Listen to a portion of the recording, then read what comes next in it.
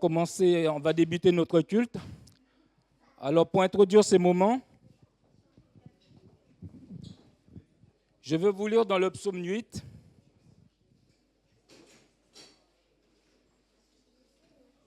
Chut.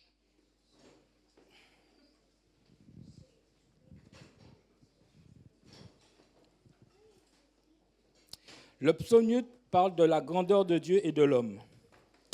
Éternel notre Seigneur, que ta gloire est admirable sur la terre tout entière. Au-dessus du ciel, on célèbre ta splendeur. De la bouche des petits enfants et des nourrissons, tu fais jaillir la louange à l'encontre de tes adversaires, pour imposer le silence à l'ennemi plein de hargne.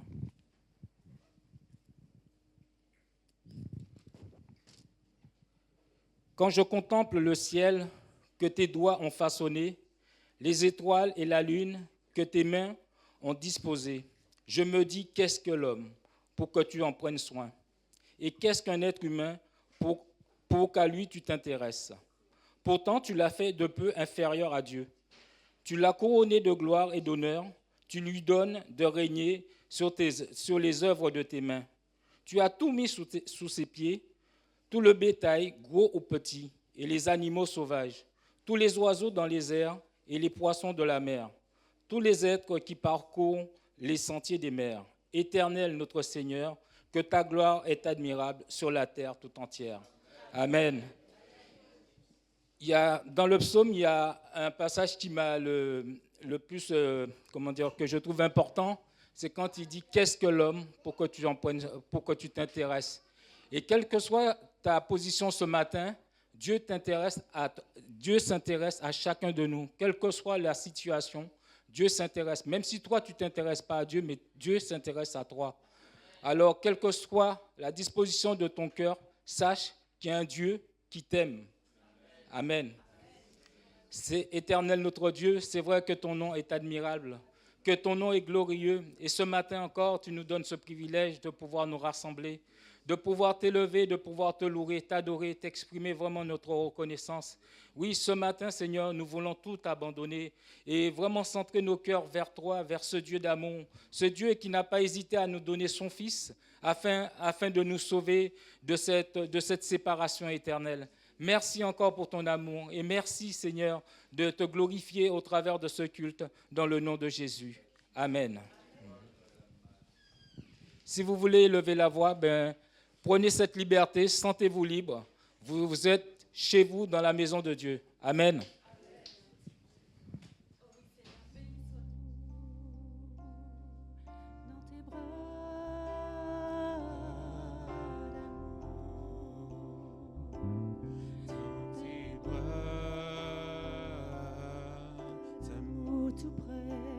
Tout près de toi, contre ton cœur, dans tes bras, dans tes bras, dans tes bras d'amour, dans tes bras d'amour, tout près de toi.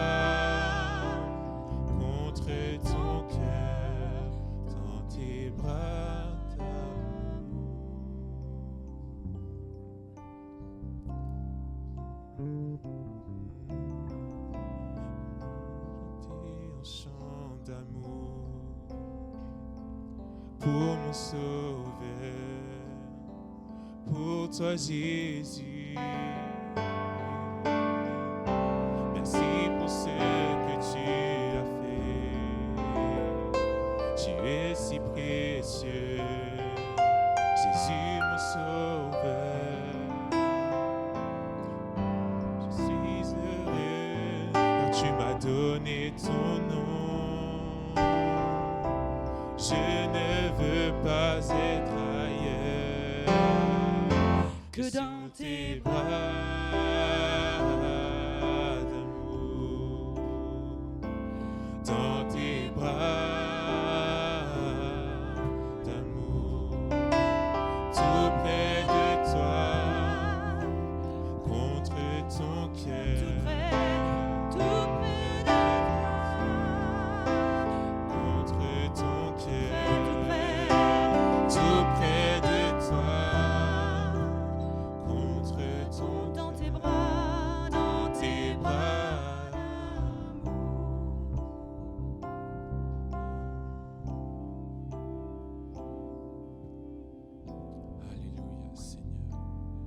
Nous sommes dans tes bras d'amour ce matin, Seigneur. Chacun, Seigneur, nous sommes dans tes bras d'amour parce que tu es là et tu nous entoures, tu nous gardes, Seigneur. Parce que toi-même, tu es le Dieu amour, Seigneur. Amour, c'est dans ta personne, Seigneur Jésus. Alors ce matin, nous sommes là, conscients de cela, Seigneur, et nous voulons continuer de t'écouter, continuer de rester dans cette atmosphère, Seigneur, d'amour.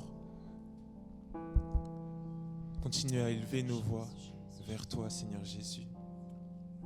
Parce que tu le mérites, Seigneur. Parce que tu es bon, Seigneur. Seigneur Jésus. Parce que tu es bon, Jésus. Alléluia. Ok. Annie, je crois que tu avais un passage à cœur.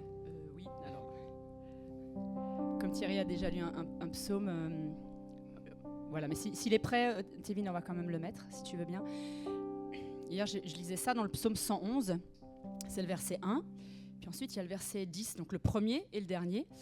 Et le texte dit, alors moi j'avais la Semeur, qui est un petit peu plus explicite, « Louez tous l'Éternel », c'est la Semeur ? Ok, d'accord. « Louez tous l'Éternel, je mettrai tout mon cœur à louer l'Éternel dans l'assemblée, dans le conseil des justes. » Et c'est surtout le « je mettrai tout mon cœur ». Attends, remets juste le premier. « Je mettrai tout mon cœur ». Je vais vraiment faire tout ce que je peux. Je vais mettre tous mes efforts pour louer l'Éternel dans l'assemblée, dans le conseil des justes. Donc là, ce matin. Dernier verset qui dit... Dernier verset. « Ceux qui s'y tiennent ont une saine intelligence. Qui observe ses lois est vraiment avisé. Sa louange subsiste jusque dans l'éternité. » Je me dis, waouh, ça veut dire que si je loue l'Éternel, premier verset, ma louange, elle n'est pas juste sur ce matin, 121 rue Saint-Jean, ou à Maranatha, ou à la Citadelle, ou ailleurs, c'est qu'elle subsiste dans l'éternité. Je dis, waouh, c'est-à-dire qu'on perd tout, quoi. Mais notre louange, elle va jusqu'à dans l'éternité. Et je trouve ça très, très fort. Donc, votre louange ce matin, c'est juste ou faux, hein, elle va dans l'éternité. Donc, on n'emmène rien, sauf apparemment la louange près du Seigneur. Donc, je pense que ça vaut le coup de le louer. Voilà. Alors, on va le faire. Est-ce qu'on peut se lever dans sa présence? Est-ce que vous êtes dans la joie ce matin? Il y a des percussions devant, s'il vous plaît, on en a besoin pour les premiers chants. Les enfants, les grands, n'hésitez pas, hein.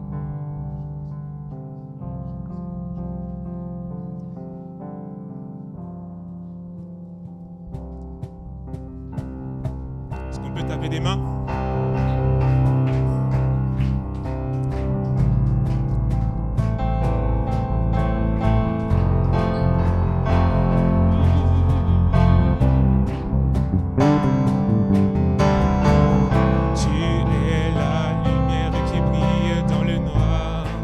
Oh oh oh, tu es mon soutien, tu me redonnes l'espoir. Oh oh oh, tu es ma lumière qui brille dans le noir. Oh oh oh, tu es mon soutien, tu me redonnes l'espoir. Oh oh oh, non, non, je n'aurais pas honte de proclamer de tout mon être, je veux le déclarer. Christ est ma joie, Christ est ma joie. Pas peur de crier haut. Christ est ma joie.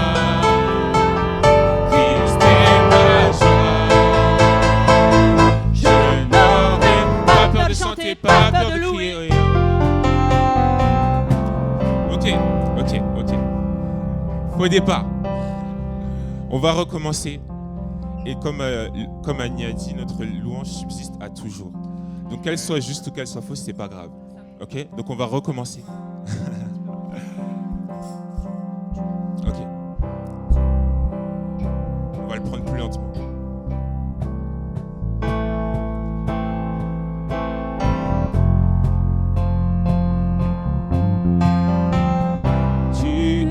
Ma lumière qui brille dans le noir. Alléluia. Oh oh oh. Tu es mon soutien, tu me redonnes l'espoir. Oh, oh, oh. Encore, tu es ma lumière. Tu es ma lumière qui brille dans le noir. Oh, oh, oh. Tu es mon soutien. Tu es mon soutien, tu me redonnes l'espoir. Oh, oh, oh. Non, non, je n'aurai pas honte de proclamer de tout mon être. Je veux le déclarer. Christ, Christ est ma joie.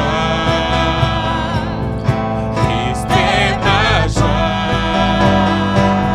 Je n'aurai pas peur de chanter, pas peur de crier. Oh, Christ est ma joie. Christ est ma joie. Je n'aurai pas peur de chanter, pas peur de crier. Oh. Pourquoi me taire quand mon âme est accablée? Oh, oh, oh. En toi, j'espère que tu ne failliras jamais. Oh, oh, oh. Pourquoi encore? Pourquoi me taire quand mon âme est accablée? Oh, oh, oh. En toi, j'espère que tu ne failliras jamais. Oh, oh, oh. Non, non, je n'aurai pas honte de proclamer de tout mon être. Je veux le déclarer. Christ est ma joie. Christ est ma joie. Je n'aurai pas peur de chanter, pas peur de crier. Oh, Christ est ma joie. Christ est ma joie.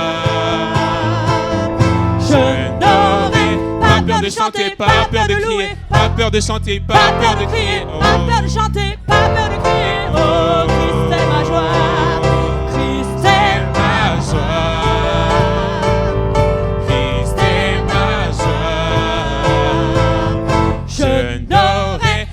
De chanter, pas peur de crier, pas peur de chanter, pas peur de crier. Oh. Amen, amen, amen, amen, amen, amen. On le loue avec nos voix, on le loue avec nos cœurs. C'est ça qui compte. Amen. Alors on va offrir au Seigneur notre reconnaissance parce qu'il est Dieu, parce qu'il est bon, parce qu'il nous donne la possibilité de nous rendre ici aujourd'hui. C'est lui qui nous a permis de nous lever ce matin. Amen. Sans lui, nous ne serions pas là. Alors on va le chanter. Amen. Offrons au Seigneur notre reconnaissance. On y va ?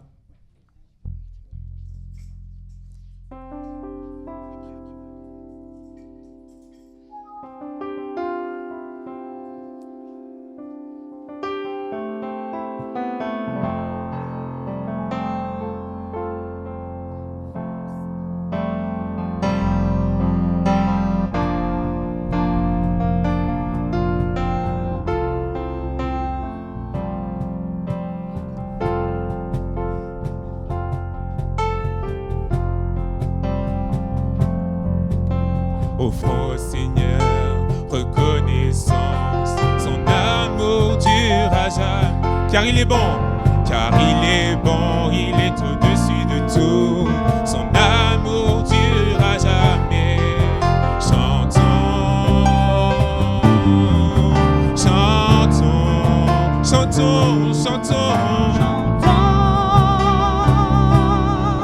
chantons. D'une main puissante.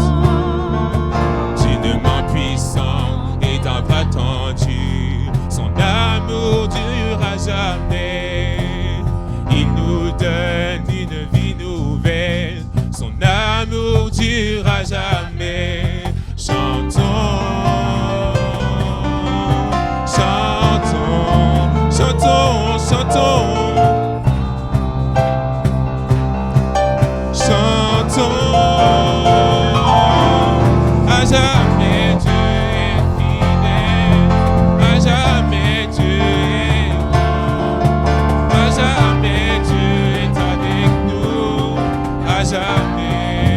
À jamais, à jamais, Dieu est fidèle. À jamais, Dieu est, à jamais, à jamais.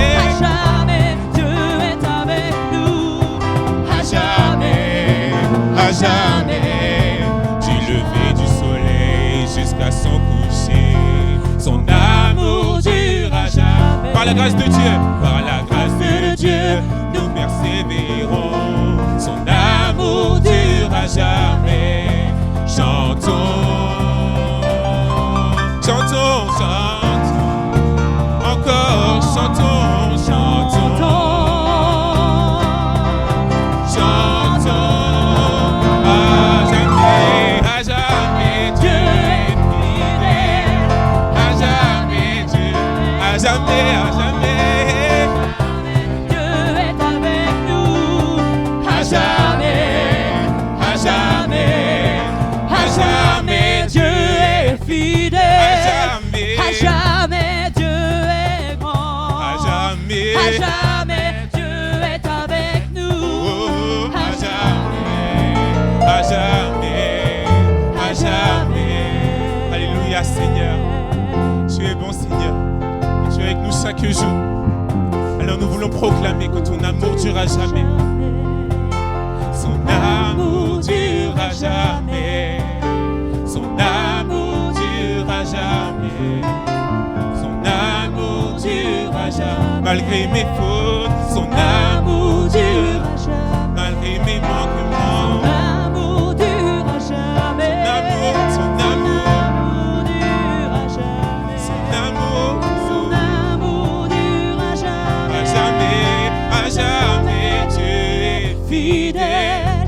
à jamais Dieu est fort, à jamais. Est-ce que tu es en train de le chanter? Est-ce que tu crois cela? À jamais, oui je le crois. À jamais, à jamais, À jamais, Dieu est fidèle. à jamais Dieu est fort, à jamais Dieu est avec nous, à jamais. Une dernière fois, juste les voix. À jamais Dieu est fidèle, à jamais Dieu est grand, à jamais Dieu est Il est avec moi. à jamais, à jamais, à jamais Dieu est fidèle, à jamais Dieu est grand, à jamais Dieu est avec nous, à jamais, à jamais, à jamais. Amen. Est-ce qu'on peut acclamer Dieu parce qu'il est fidèle, parce qu'il est Dieu fidèle. Il est avec nous pour toujours. Son amour durera toujours. Son amour durera jamais. Ça veut dire qu'il n'a pas de fin. Ça veut dire qu'il est éternel. Dieu est éternel, alors son amour est éternel. Alléluia. Alléluia, Jésus. Alléluia, Jésus. Durera jamais. Son amour durera jamais. Son amour durera jamais. Son amour. Oui, ton amour. Malgré mes fautes, Seigneur, ton amour dure. Disons ton amour dure à jamais. Ton amour dure à jamais.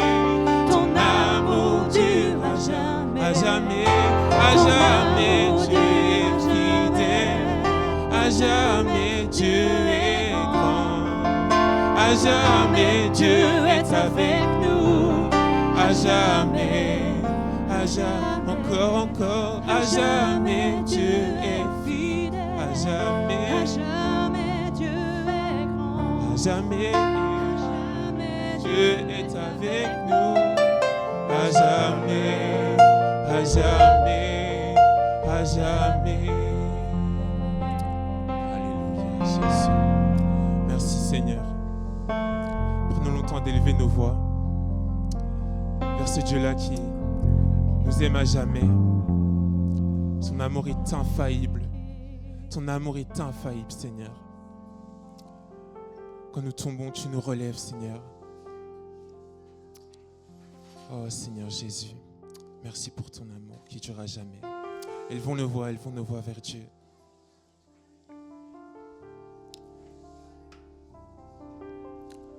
Amen, amen.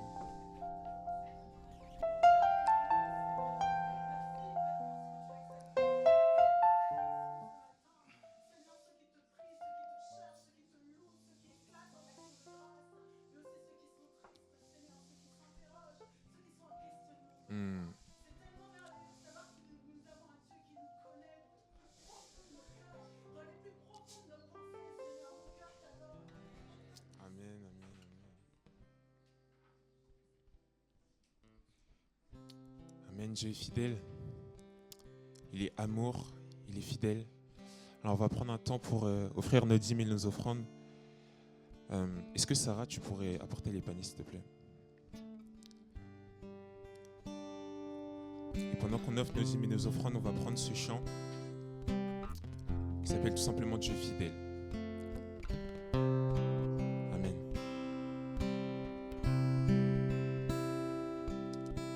Alléluia, Jésus.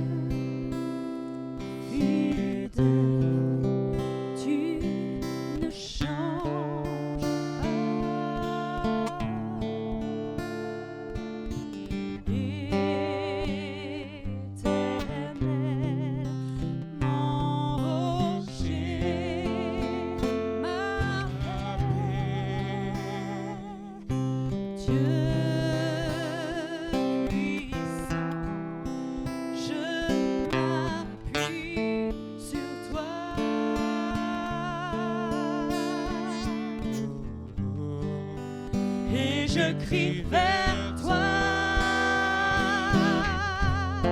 car tu es mon Dieu. Oui, je crie vers toi, j'ai besoin de toi. Tu es mon roi au jour de la détresse. Et si je tombe, tu me relèves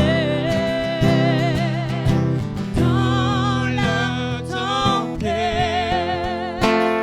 Ton amour, Jésus, me ramène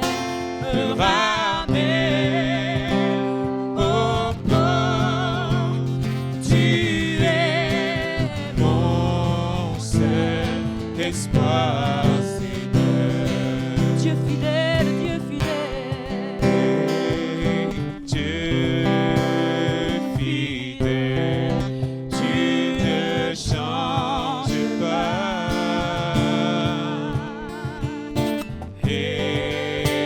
Éternel, mon rocher,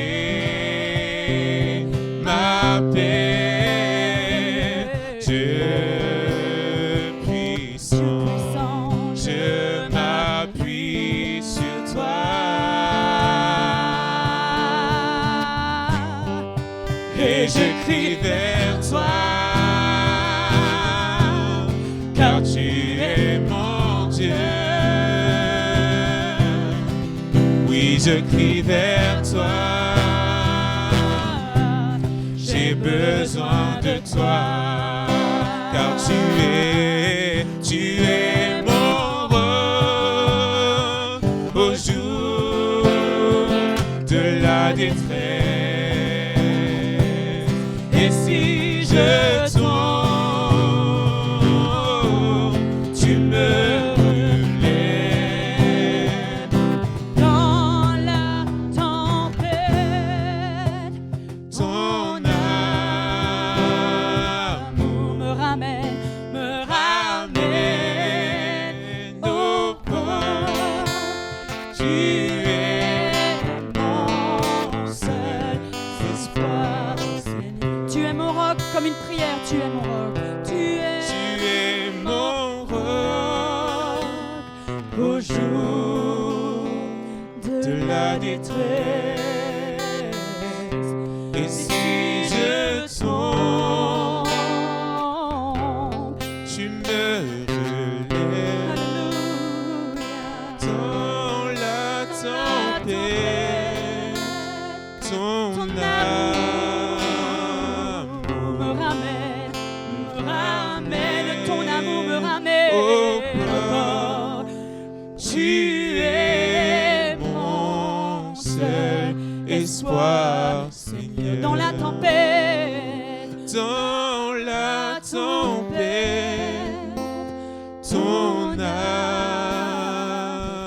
amour, Jésus, me ramène au port. Tu es mon seul espoir.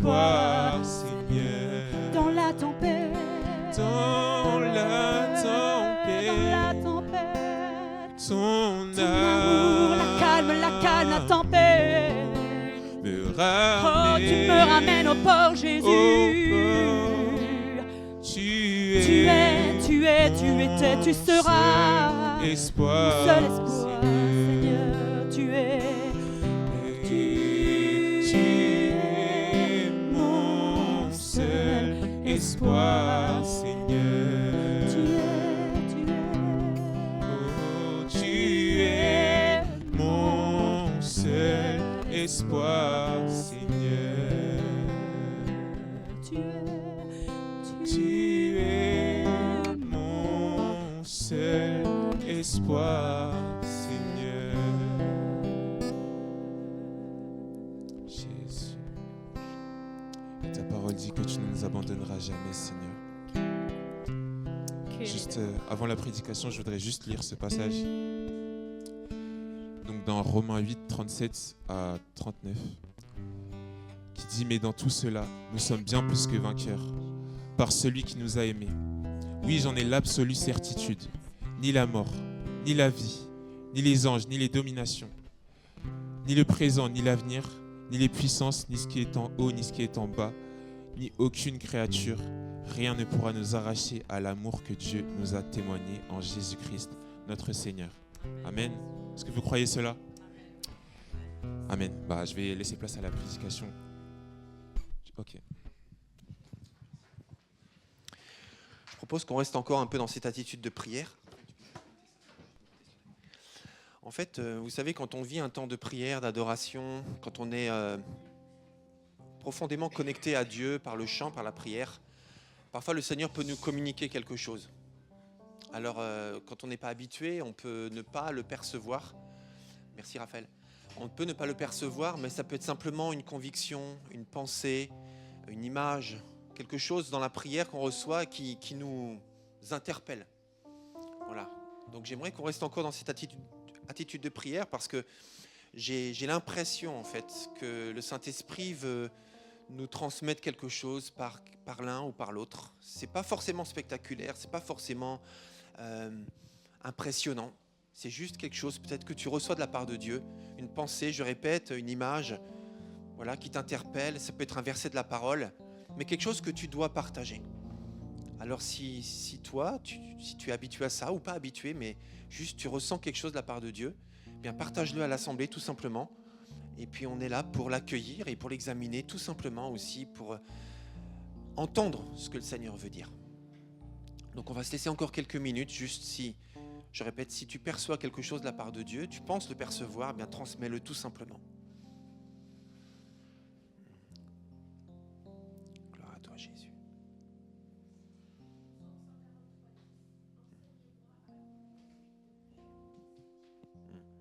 Venez comme vous êtes, c'est ça? Ok.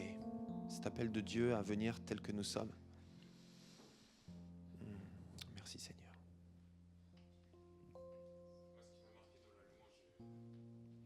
Ce qui m'a marqué dans la louange depuis le début, c'est le fait que le thème, entre guillemets, de l'amour de Dieu revienne. On a beaucoup chanté l'amour de Dieu, la fidélité de Dieu. Alors voilà, je pense que ça va aussi avec ce que Dieu veut dire ce matin. Quelqu'un d'autre a perçu quelque chose de la part de Dieu, tout simplement?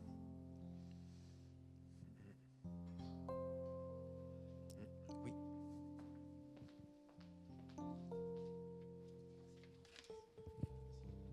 En fait, en écoutant les psaumes, ce que je disais à Thierry tout à l'heure, le psaume 111 qu'a lu Annie, ça faisait une semaine que j'avais à cœur. Et en réfléchissant à tout ce qui a été lu, on en revient beaucoup sur la fidélité de l'Éternel. Quand on crie vers l'Éternel, sa fidélité. Et ça m'impacte beaucoup.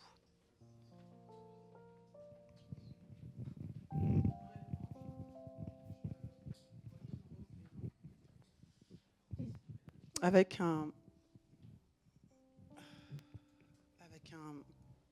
l'orientation, le nord, le sud, l'est et l'ouest. Et je regardais en fait cette espèce d'étoile où il y a un cœur en fait. Et vraiment la pensée qui me venait, c'est là, quel que soit l'endroit où tu vas, quel que soit l'endroit où tu veux te cacher, le centre, c'est toujours le Seigneur. C'est lui qui est au centre, en fait. Et que tu veuilles aller au nord, que tu veuilles aller au sud, que tu veuilles aller à l'ouest, que tu veuilles aller à l'ouest, peu importe, il demeure le centre. Parce que c'est à lui que tu dois revenir. Et parce que je crois qu'il y a un appel de Dieu. Depuis plusieurs semaines, Dieu appelle les cœurs. Depuis plusieurs semaines, dans les temps que nous vivons, le Seigneur appelle nos cœurs. Tu peux te cacher, ou tu peux aller où tu veux, loin de Dieu. Mais le centre de cette rose des vents, c'est lui. Peu importe où tu vas, il est celui qui est le centre et qui t'attire. Merci Seigneur. Entendons bien et captons ce qui est dit par les différentes personnes. Peut-être qu'il y a un message qui te parle plus à toi qu'un autre. Voilà, mais garde bien, même, n'hésitons pas à prendre des notes s'il y a quelque chose qui vous interpelle, parce qu'on a vite oublié malheureusement ce qui est important. Donc, mais entendons bien ce que le Seigneur nous dit ce matin. Est-ce que quelqu'un d'autre a perçu quelque chose ou a quelque chose sur son cœur et pense que c'est pertinent de le partager à l'église, il ou elle? Ok.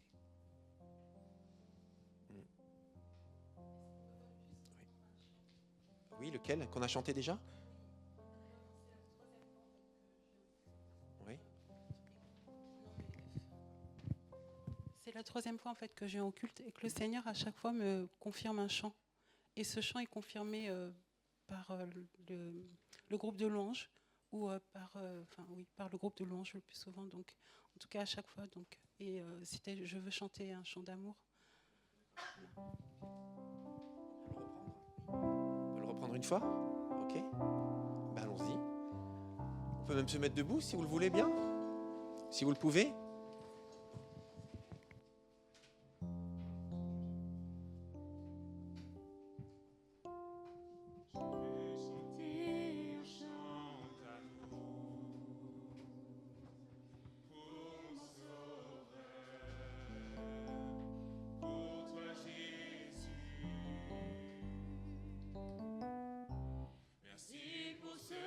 Que tu as fait, tu es si précieux, Jésus mon sauveur. Je veux chanter un chant d'amour pour ton sauveur, pour toi Jésus. Merci pour ce que tu as fait. Tu es si précieux, Jésus mon sauveur. Je suis heureuse, tu as donné mon nom. Je ne veux pas être ailleurs. Je suis heureuse, tu m'as donné ton nom. Je ne veux pas être ailleurs que dans tes bras d'amour, que dans tes bras d'amour, que dans tes bras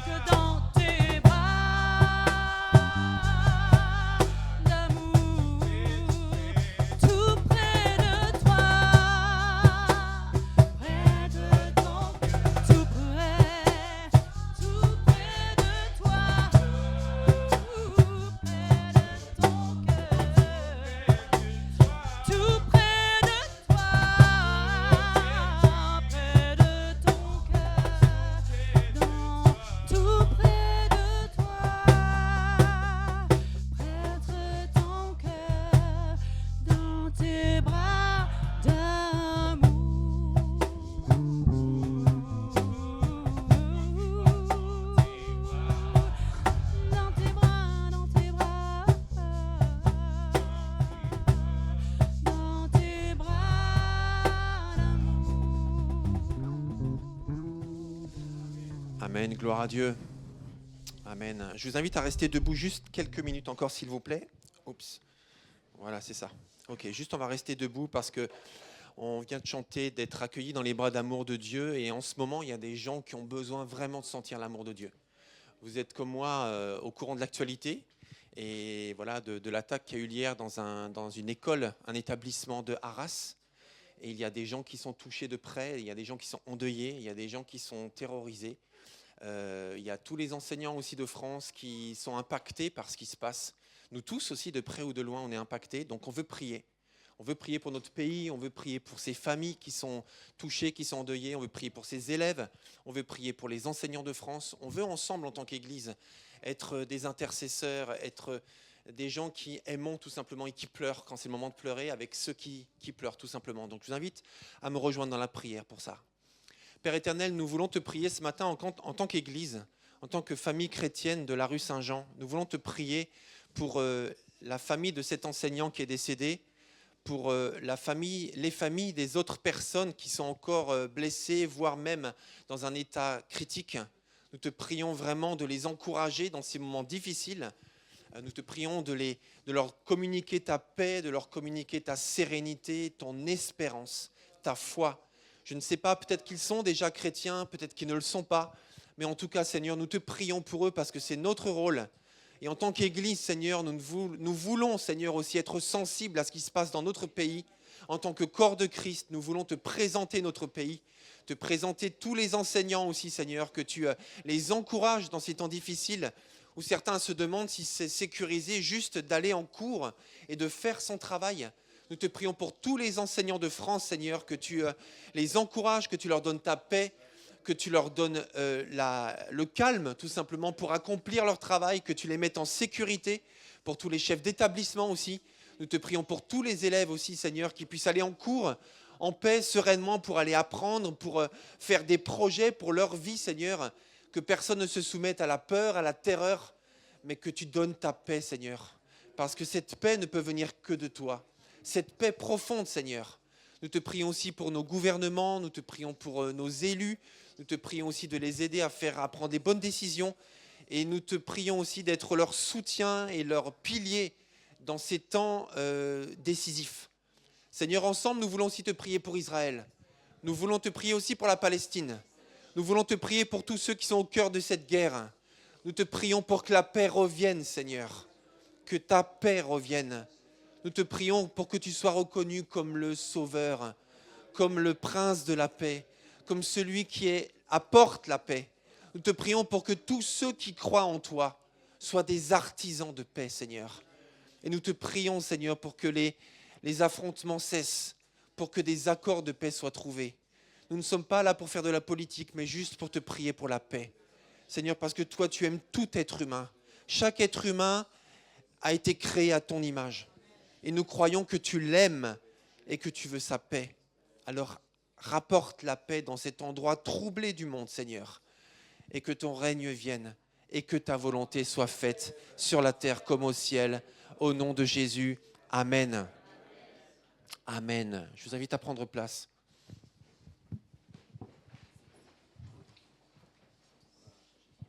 Amen. Nous sommes tous des intercesseurs, n'est-ce pas ? Nous sommes tous là pour prier pour notre pays. Et dans cette église, nous avons aussi un ministère d'intercession qui s'appelle la Sentinelle de prière. Et je voulais juste vous informer aussi que pendant quelques temps, la Sentinelle est mise en pause et que nous voulons aussi simplement trouver une nouvelle dynamique, une nouvelle manière de vivre cette Sentinelle de prière, ainsi que pour la vie de l'esprit. Vous savez, une fois toutes les 2 semaines, eh bien, l'église est ouverte pour simplement expérimenter la vie de l'esprit librement, simplement. Eh bien, là aussi, on veut se donner le temps de repenser cette manière de vivre les choses. Et voilà, simplement vous informer de cela. Et puis, je vais chercher la télécommande qui est juste là. Voilà, merci beaucoup. Alors, juste avant de laisser la place à notre invité de ce matin, j'aimerais vous dire que prochainement, nous allons avoir des invités, des prédicateurs invités dans cette église. Ah oui, c'est vrai, c'est par là. Des prédicateurs invités dans cette église. Donc aujourd'hui, c'est notre frère Karim. Je vais vous les présenter dans une minute qui va commencer. Et puis on aura aussi, bien sûr, Jean-Yves et Georges qui sont de cette église et qui prêchent la parole régulièrement, ainsi que moi-même. Il y aura aussi le pasteur Christian Caron de l'église Maranatha qui viendra prêcher bientôt. Il y aura aussi le pasteur Alain Agdu de l'église de la Sentinelle, de la Citadelle, de Pontoise, enfin de Oni maintenant, qui va venir prêcher. Il y a aussi le pasteur Adramita, le pasteur Renato, excusez-moi, et son épouse Adramita de l'église de Dieu à Troyes, qui viendront prêcher bientôt, ainsi que le pasteur Alejandro et son épouse Raïssa, qui viendront prêcher bientôt, et aussi Marlène, le pasteur Marlène Mathieu, qui viendra prêcher, ce sera au mois de janvier, si je ne me trompe pas. Donc enfin voilà, en tout cas, on se réjouit d'avoir des invités prochainement qui nous partageront leur ministère et puis l'appel de Dieu sur leur vie. Et simplement, c'est toujours une richesse pour nous d'accueillir d'autres prédicateurs, d'autres églises.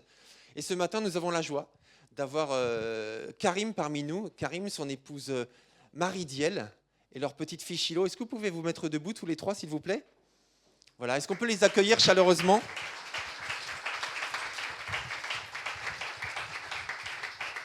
Voilà, bienvenue à vous. Ils viennent de l'église de Dieu à Rouen, la région de Rouen en tout cas. Karim, je t'invite à venir me rejoindre. Et puis on est très heureux de vous avoir tous les trois parmi nous ce matin. Que le Seigneur vous bénisse. Merci de prendre du temps aussi parmi nous. Et puis Karim et moi, on se connaît depuis quelques années. On a vécu un Bouche-ta-Ville ensemble. Pour ceux qui connaissent, c'était en 2014, hein, c'est bien ça? À peu près, voilà, c'est ça. Donc en tout cas, on est très content de l'accueillir et puis d'être au bénéfice de son ministère. Donc Karim, sois le bienvenu. Merci. Amen. Très bien. Et vraiment merci parce que j'ai passé déjà la première partie de la matinée très très béni. Franchement, merci à l'équipe de Louange, c'était vraiment très très bien. Et je pense qu'on a tous été embarqués avec vous. Et donc ce matin, j'aimerais vous parler d'un thème. J'aimerais vous parler de la foi. Alors, je crois qu'il faut que je passe. Ah ouais, c'est ce que je... Ah, très bien. Ce matin, j'aimerais vous parler de la foi. Alors la foi, c'est évidemment un sujet qui est central dans la Bible. Il est écrit qu'il y a trois choses qui demeurent. La foi, l'espérance et la charité, évidemment. Donc forcément, encore, c'est avec une certaine sens de la responsabilité que j'aimerais vous partager ce thème-là avec vous. Et vous savez, ce qui m'a interpellé sur ce sujet-là, c'est quand j'étais en train de méditer. Je méditais à une demande simple des disciples. À un moment, les disciples ont dit à Jésus, augmente notre foi. Et là, je me suis senti interpellé. Je me suis dit, les disciples augmentent notre foi. C'est dans Luc 17. En fait, ce qui m'a interpellé, c'est que quand on regarde la chronologie des événements, notamment dans Luc, on sait que, comment ça a commencé avec Jésus, ils ont du coup été recrutés, on va dire, par Jésus. Ils ont, pour beaucoup, tout abandonné. Ils avaient certains des familles, ils avaient un métier, etc. Et ils ont tout abandonné pour suivre Jésus. Ensuite, dans ce parcours avec Jésus, ils ont pu voir de grandes choses. Ils ont vu des démons chassés, ils ont vu des guérisons, ils ont vu deux résurrections. Il y a eu la résurrection du jeune homme du jeune homme de Naïm et la résurrection de la fille de Jairus. Ils ont vu tout ça. Et malgré le fait d'avoir vu tout ça, ils demandent encore à Jésus, ils demandent encore à Dieu, augmente notre foi. C'est quand même surprenant, je ne sais pas ce que vous en pensez. Et dans Luc 9, il est précisé qu'à un moment, Jésus a rassemblé donc, ses disciples et leur a donné l'autorité et le pouvoir pour chasser les démons et pour guérir les malades. Et ensuite, il les a envoyés prêcher la bonne nouvelle. Et donc tout ça, ça s'est passé. Ils ont vu toutes ces choses-là, ils ont déjà été investis de la mission divine, ils ont déjà reçu le pouvoir de Dieu, ils ont déjà commencé leur ministère d'évangélisation à propager la bonne parole dans tout Israël. Et malgré tout, à la fin, à la suite de tout ça, ils en sont encore au point de se demander, mais finalement, Jésus augmente notre foi. Et je pense que du coup, ils avaient conscience que malgré leur CV, malgré leur vécu, malgré leur expérience avec Jésus, ils avaient encore besoin de progresser dans la foi. Ils avaient encore une marge de progression. Ils avaient conscience qu'ils n'étaient pas encore arrivés au maximum de leur foi. Et je crois que j'ai été interpellé parce que, évidemment, en tant que prédicateur, il m'arrive évidemment de lire la Bible et de la lire assez souvent, évidemment. Et c'est vrai que souvent, à partir du moment où on a l'impression de maîtriser un thème, de maîtriser un verset, de maîtriser une certaine doctrine, on pense que finalement, on arrivait au maximum, on arrivait au bout. Et là, j'ai été interpellé en me disant, mais si les disciples, après avoir vécu tout ça, ils sont encore dans cette recherche de plus, de mieux, et ben moi aussi, et nous tous en tant que chrétiens, peu importe depuis combien d'années nous sommes chrétiens, peu importe depuis combien d'années nous servons le Seigneur, peu importe le niveau de connaissance que nous avons de la Bible, on doit toujours être dans cette demande, dans cette recherche d'aller chercher plus de Dieu et d'avoir une foi qui soit toujours croissante. Donc voilà le thème. Et donc pour parler de la foi, on va prendre un passage d'Épître aux Hébreux. Donc c'est chapitre 11, on va commencer, on va lire du verset 1 à 3.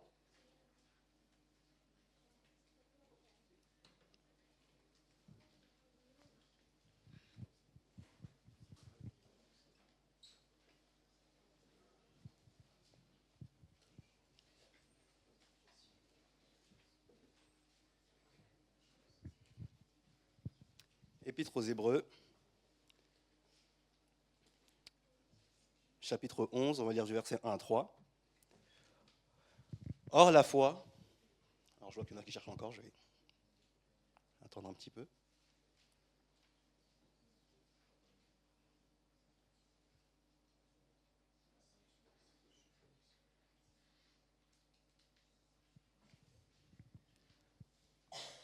Or la foi est une ferme assurance des choses qu'on espère, une démonstration de celles qu'on ne voit pas. Pour l'avoir possédée, les anciens ont obtenu un témoignage favorable. C'est par la foi que nous reconnaissons que le monde a été formé par la parole de Dieu, en sorte que ce qu'on ne voit pas a été fait de choses visibles. En sorte que ce qu'on voit n'a pas été fait de choses visibles. Et donc, la première étape de la foi, dont il est question, là, ici, alors, je ne vois pas très bien, mais c'est reconnaître qu'il y a un créateur. Donc, il nous est bien dit, c'est par la foi que nous reconnaissons que le monde a été formé par la parole de Dieu, en sorte que ce qu'on voit n'a pas été fait de choses visibles. C'est par la foi que nous reconnaissons. Donc déjà, une des premières étapes, une des premières émanations de la foi, c'est déjà reconnaître. Reconnaître qu'il y a un Dieu, qu'il y a un créateur. Et qu'il y a des choses visibles, certes, mais qu'il y a aussi des choses invisibles. Alors, quand on pense déjà à cette première étape, finalement, je me suis dit, pourquoi, à ce moment-là, l'auteur d'Épître aux Hébreux a écrit en spécifiant cette première étape, sachant que, quand on regarde le contexte, au moment où ça a été écrit, il y avait 3 grandes civilisations, finalement, qui dominaient le monde. Il y avait la civilisation de l'Empire grec, de l'Empire romain et également la civilisation de l'Empire oriental. Et quand on regarde l'influence de ces 3 civilisations, on pense que finalement, pour eux, ça devait être limite basique, le fait de reconnaître qu'il y avait un créateur. Parce que c'est des civilisations qui étaient encore connectées à une sorte de spiritualité, qui avait évidemment quelques défauts, mais pour qui, en tout cas, il était évident que le monde avait un créateur, que le monde avait commencé, et qu'il n'y a pas que les choses visibles, mais il y a également les choses invisibles qui sont spirituelles. L'Empire grec, je pense que nous avons tous entendu parler de la mythologie de l'Empire grec avec leur panthéon, avec leurs dieux, etc. Et donc, il nous parle déjà de quelque chose d'invisible. On a aussi la philosophie grecque qui donc commençait à gagner de l'importance dans le monde. Et la philosophie grecque, notamment par l'intermédiaire de philosophes comme Platon et Socrate, nous parle également de choses qui sont invisibles, nous parle de l'âme, nous parle de l'esprit, en tout cas des choses qui sont réellement immatérielles. Et donc ils étaient totalement, je pense, au fait et d'accord avec la première partie, la première étape de la foi, qui est de penser qu'il y a un monde invisible et qu'il y a un créateur. C'est pareil pour les Romains, je ne rentre pas dans le détail, et c'est pareil pour pour la Mésopotamie. Et finalement, on aurait pu se dire que du coup, pourquoi l'auteur a quand même spécifié cette étape-là, sachant que pour les premiers lecteurs, pour les premiers auditeurs, ça devait paraître être comme une évidence. Mais nous, évidemment, en 2023, on sait et on a compris que le Saint-Esprit va beaucoup plus loin que simplement les contemporains, et qu'il savait qu'à un moment, on allait rentrer dans une phase de trouble. que finalement cette base, cette évidence allait commencer à être challengée, allait commencer à être défiée, et il allait avoir un moment de bascule dans l'humanité. Et ce moment de bascule, je crois que nous le voyons aujourd'hui, où finalement la principale doctrine dominante, c'est plutôt de penser qu'il n'y a pas de Dieu, qu'il n'y a pas de créateur, que finalement il y a eu un moment, un assemblage d'éléments chimiques qui sont composés, qui sont combinés, et qui, au fur et à mesure du temps, de plusieurs millions d'années, a créé la vie et tout le monde qui nous entoure. Et ça, c'est réellement, du coup, ce qui domine aujourd'hui, en tout cas dans le monde occidental. Et donc, on peut se dire, oui, mais, objection, frère Karim, c'est tout à fait normal qu'aujourd'hui on pense ça, parce que c'est lié à l'avènement de la science. Comme la science s'est développée et prend de plus en plus de poids et d'importance dans la vie de chacun, forcément, la science éloigne de Dieu. La connaissance éloigne de Dieu, c'est ce qu'on pourrait se dire. Et donc, si vous pensez ça, aujourd'hui, j'aimerais juste vous citer 3 personnes que je pense vous connaissez et qui ont des choses à dire sur ce sujet-là. Le premier, c'est Einstein. Est-ce que tout le monde connaît Einstein? Très bien, tout le monde connaît Einstein. Alors, je n'arrive pas trop à voir d'ici. Merci. Et donc, Einstein, qui est un éminent scientifique, qui est certainement une des personnes les plus intelligentes que le monde a pu voir, nous dit ceci: je veux connaître les pensées de Dieu, tout le reste n'est qu'un détail. Donc finalement, on a un scientifique qui a beaucoup contribué à l'avancée de la science, qui a fait énormément de recherches, qui finalement reconnaît que, ok, il y a la science, il y a ce qu'on peut étudier, mais il y a également Dieu qui est au contrôle de toute chose. Un deuxième, c'est Descartes. Tout le monde connaît Descartes. Descartes, c'est un philosophe français. Et ce que j'aime bien avec Descartes, c'est son nom. Vous savez, le nom Descartes a donné un adjectif cartésien. Quelqu'un de cartésien, c'est en gros quelqu'un qui va dire, bon finalement, je ne crois que ce qui est logique, je ne crois que ce qui est rationnel. Et tout ce qui est un peu farfelu et ce qui n'est pas prouvé, je ne le crois pas.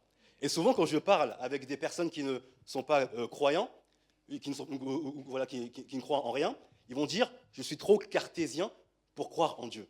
Donc, ils utilisent le nom de Descartes pour justifier le fait qu'ils ne peuvent pas croire en Dieu. Et donc, ce père du cartésianisme, qu'est-ce qu'il nous dit? J'ai conclu à l'existence évidente de Dieu et que mon existence dépend entièrement de Dieu dans tous les moments de ma vie. Que je ne pense pas que l'esprit humain puisse rien savoir avec plus d'évidence et de certitude. Et donc, celui-là, je l'aime bien parce que j'ai souvent entendu cette objection de cartésien.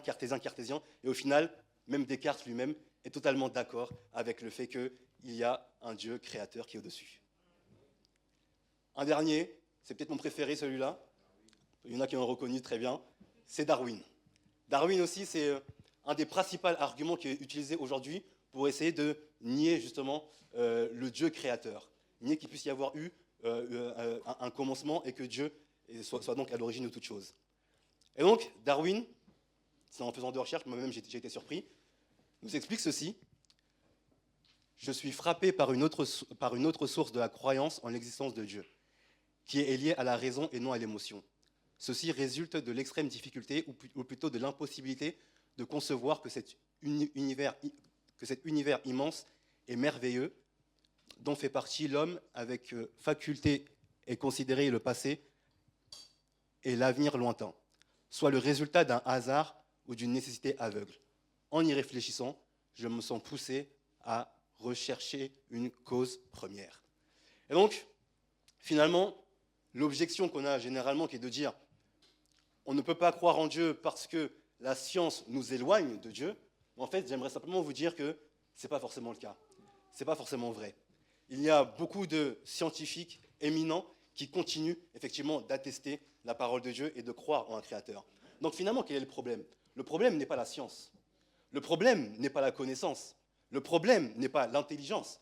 Mais le problème, c'est simplement une idéologie derrière qui veut à tout prix mettre Dieu en dehors de nos vies. Mettre Dieu en dehors de nos vies parce que c'est contraignant d'avoir un créateur. Parce que s'il y a un créateur, c'est que forcément, il a créé le monde avec des lois.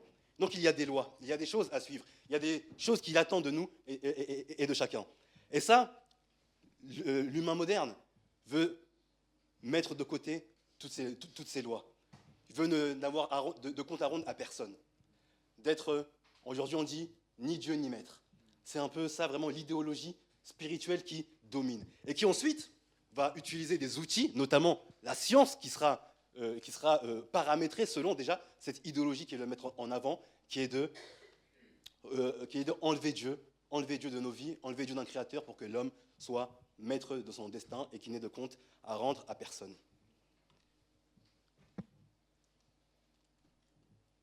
Et donc, c'est vrai que pour avoir beaucoup évangélisé et discuté avec beaucoup de personnes, souvent, quand on est capable de leur apporter ces quelques arguments, ces quelques contre-arguments, on se rend compte qu'il y a déjà une première barrière à la fois qui peut s'effondrer. Et si jamais il y a des personnes qui sont concernées par ces situations, qui pensent douter et qui pensent que la science est un obstacle à la foi, eh ben, je vous invite réellement à soit venir me voir à la fin, soit prendre mes coordonnées. Je pourrais vous orienter vers, que ce soit des lectures ou des vidéos qui mettent vraiment en exergue ce thème-là que je survole évidemment pour ne pas être trop long. Mais en tout cas, vraiment, le premier point que j'aimerais partager avec vous, c'est que non, la foi n'est pas que pour les gens bêtes. Il y a des personnes qui pensent que la foi, c'est pour les gens qui sont soit bêtes, soit pauvres, soit désespérés. Et j'aimerais vous dire que je pense ne pas être plus bête que la moyenne, pas plus intelligent non plus, pas plus bête que la moyenne, pas plus pauvre, pas plus désespéré, et pourtant, il y a un moment où Dieu s'est révélé à moi, où Dieu m'a réellement parlé, où j'ai eu cette conviction que je devais mettre ma vie en conformité avec sa loi, en conformité avec sa parole. Et même si ça peut être contraignant sur certains points, j'accepte cette contrainte, j'accepte ces efforts parce que j'ai la garantie qu'il a effectivement beaucoup plus grand, beaucoup plus que le matériel, beaucoup plus que le corps, beaucoup plus réellement que ce qu'on peut voir. Et donc, voilà pour la première étape de la foi, qu'il y ait un Dieu créateur. On va continuer donc, toujours dans l'Épître aux Hébreux.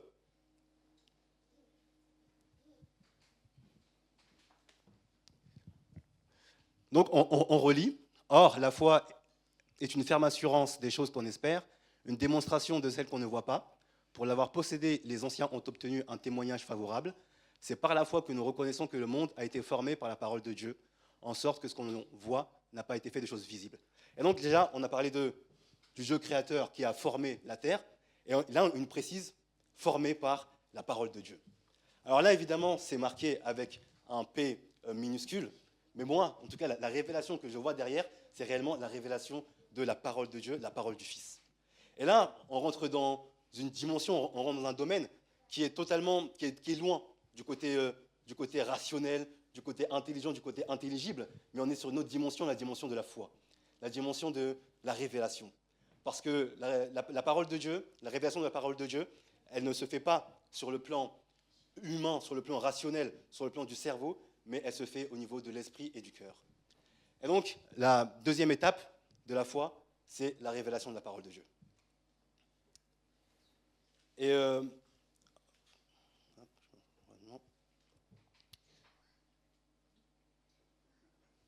il y a un passage dans Matthieu 16 où c'est l'apôtre, enfin, où c'est Pierre, c'est d'abord Jésus qui demande aux disciples, qui dit-on que je suis?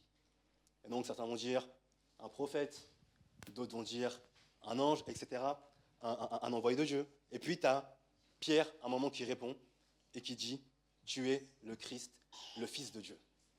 Et là, la réponse de Jésus va être intéressante.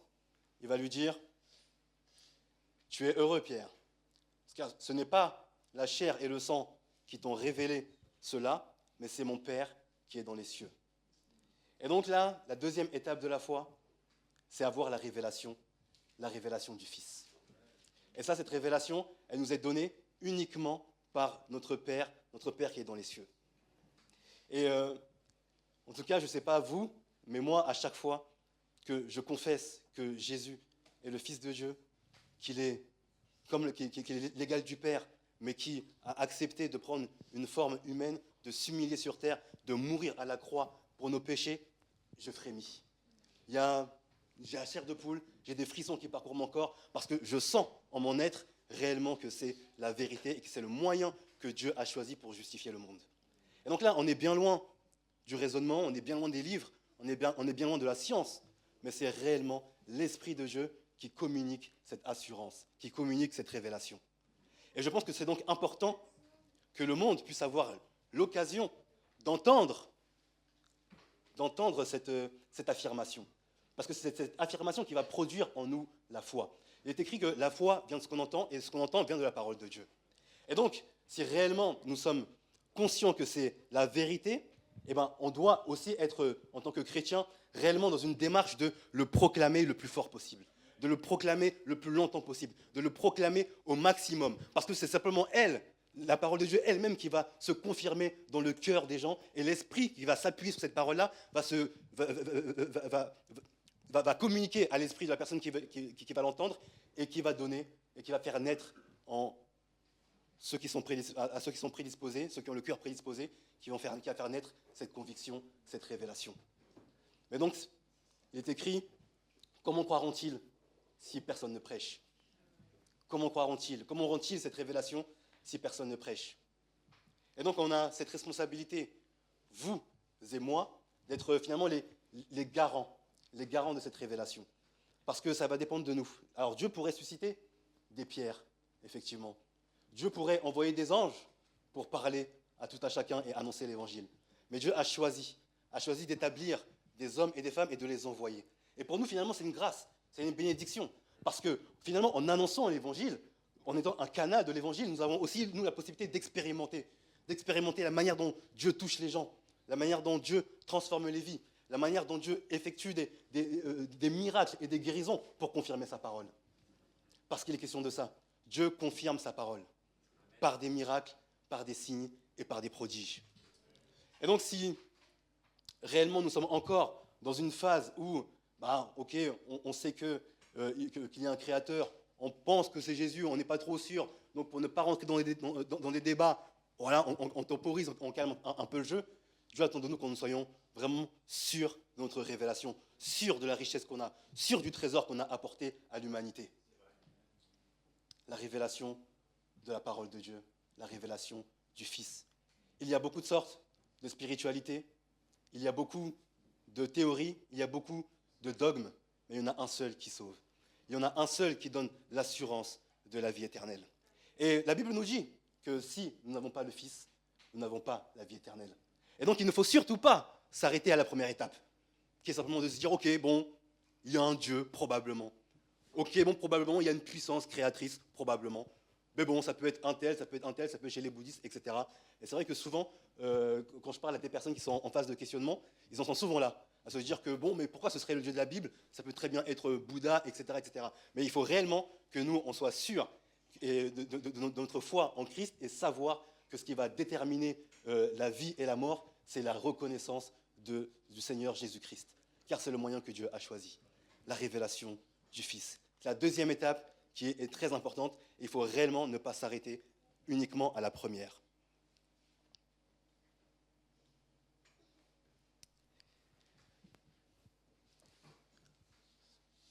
On va continuer, toujours dans Hébreux.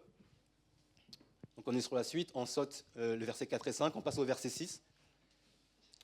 Et il nous est dit, « Or, sans la foi, il est impossible de lui être agréable, car il faut que celui qui s'approche de Dieu croit que Dieu existe et qu'il est le rémunérateur de ceux qui le cherchent. » Là, je vais m'arrêter surtout sur « car il faut que celui qui s'approche de Dieu ».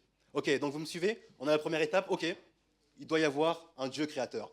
Ok, ce Dieu créateur, il s'est révélé par l'intermédiaire de son Fils, par la parole, c'est Jésus-Christ qui s'est fait chair.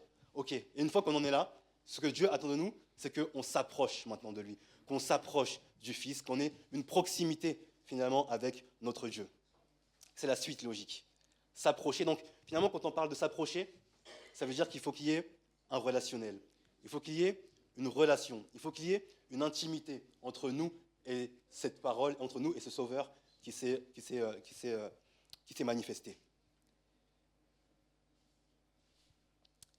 Et quand on parle de relation, s'approcher de Dieu, donc troisième étape, quand on parle de relation, on voit que finalement, la Bible nous parle de 3 types de relations, de 3 types de rapports qu'on peut avoir avec le Seigneur Jésus-Christ.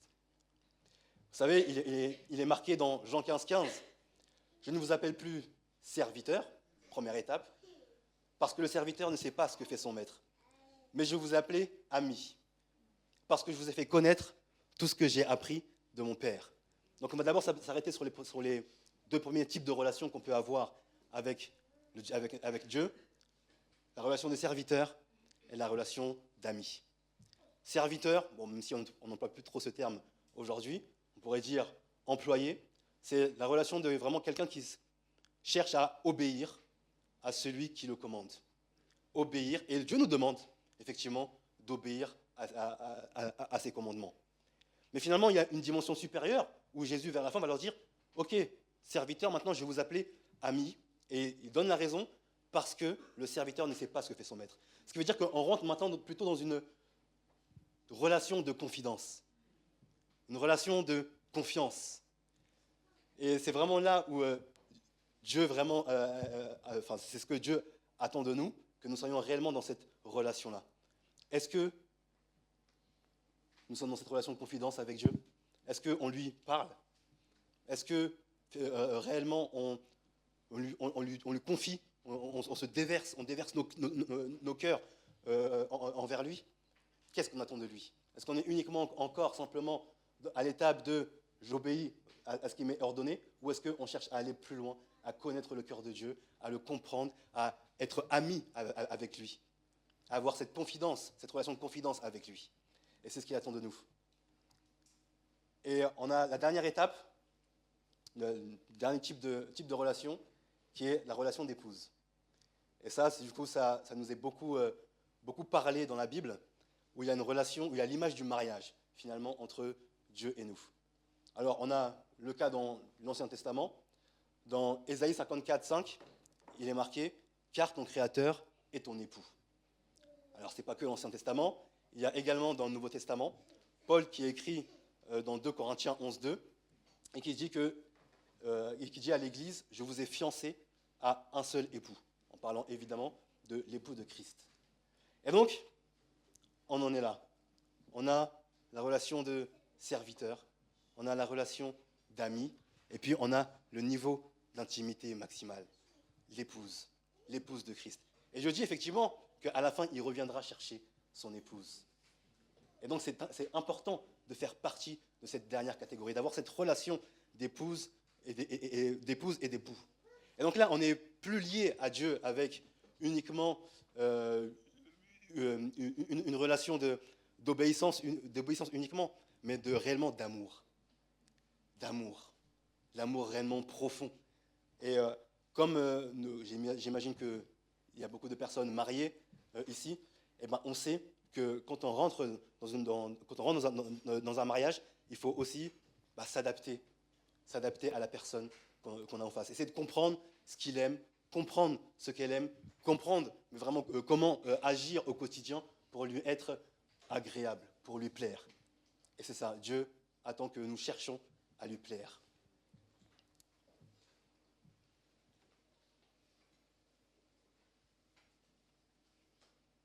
Et c'est pour ça que je pense que l'intimité qu'on a avec Dieu, finalement, on peut s'en rendre compte avec simplement notre attitude, notre comportement au quotidien. Forcément, plus on est proche de quelqu'un, plus on va lui parler. C'est quand la dernière fois que vous avez réellement parlé à Dieu? Parler, non pas simplement faire une prière un peu au Seigneur, mais comme s'il était là, comme s'il était à côté, comme s'il était votre ami. C'est quand réellement la dernière fois où vous lui avez fait une promesse.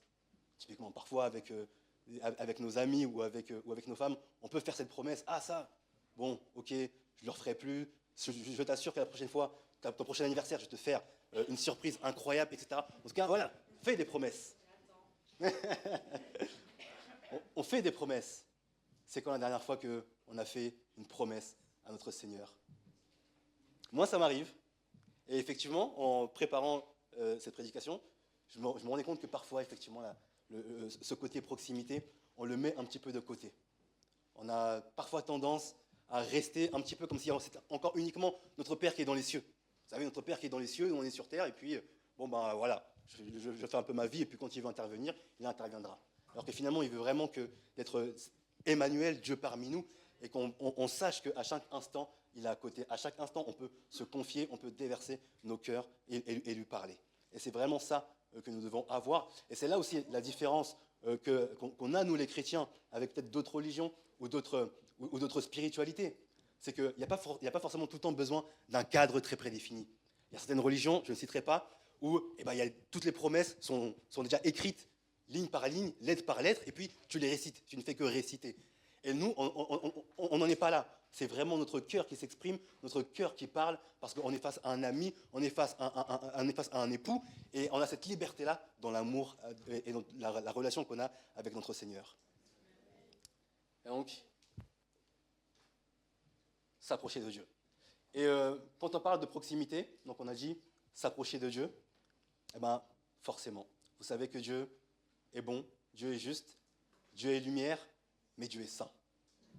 Dieu est saint. Et il est évidemment écrit que si nous aussi, nous ne sommes pas saints, nous ne pourrons pas voir Dieu. Et donc si on veut s'approcher de notre Seigneur, mécaniquement, logiquement, ça veut dire s'écarter du péché. Ça veut dire s'éloigner de ce qui lui est en horreur. Et donc, il n'y a pas de cohabitation entre la lumière et les ténèbres, entre le jour et la nuit. Les deux ne sont pas... Voilà, il n'y a pas de cohabitation entre les deux. Et je pense que ce qu'on doit viser aussi en tant que chrétien pour améliorer la qualité aussi de la relation qu'on a avec notre Seigneur, c'est de comprendre dans nos vies qu'est-ce qui nous écarte, qu'est-ce qui nous éloigne de la présence de Dieu, qu'est-ce qui nous éloigne de cette proximité avec notre Seigneur, qu'est-ce qui dans notre vie finalement nous fait reculer de sa présence. Et souvent, en tout cas parfois, je trouve qu'on a tendance uniquement à se réfugier auprès de la grâce qui est évidemment puissante, juste et qui est suffisante. Le sacrifice de Jésus a tout accompli et est suffisant pour la vie de chacun de nous. Mais une fois ce sacrifice accepté, Dieu aussi a des attentes. Et puis, après, c'est à chacun de savoir le niveau de proximité qu'il veut avoir avec lui. Si réellement nous voulons être proches de Dieu, mécaniquement nous allons être amenés à nous éloigner du péché et du mal. Et donc ça, c'est aussi quelque chose, c'est une quête de toute une vie qu'on doit avoir, de constamment continuer à s'approcher, à se rapprocher de notre Seigneur et à de s'éloigner de ce qui ne convient pas.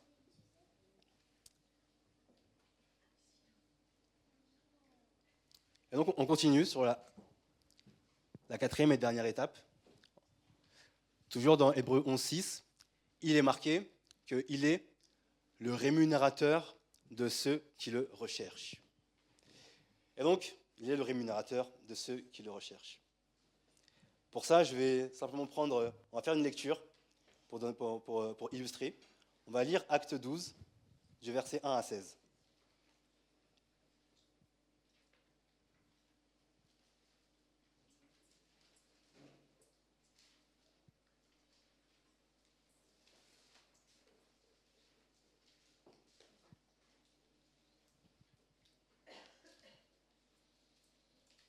Acte 12, versets 1 à 16. Vers le même temps, le roi Hérode se mit à maltraiter quelques membres de l'Église. Et il fit mourir par l'épée Jacques, frère de Jean. Voyant que cela était agréable aux Juifs, il fit encore arrêter Pierre. C'était pendant les jours des pains sans levain.